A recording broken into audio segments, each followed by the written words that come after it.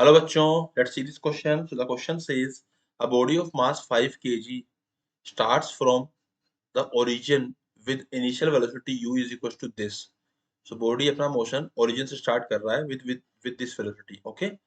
If a constant force minus 6 I cap and minus 5 j cap Newton acts on the body, the time in which the y component of the body of the velocity becomes zero.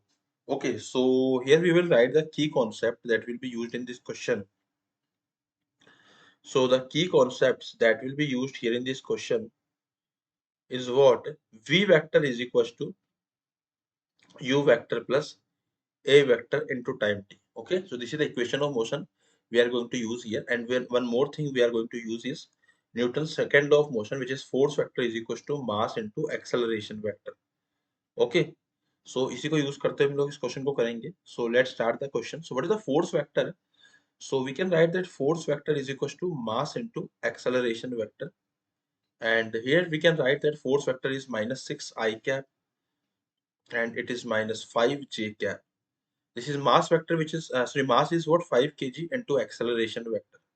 So we can write acceleration vector is what? Minus 6 by 5 I cap minus j cap. Okay, तो ये हो जाएगा हमारा acceleration vector.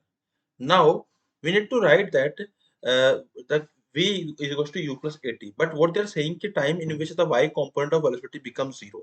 So y component of velocity, final velocity of y component कितना जाएगा? Vy is equals to uy plus ay into t.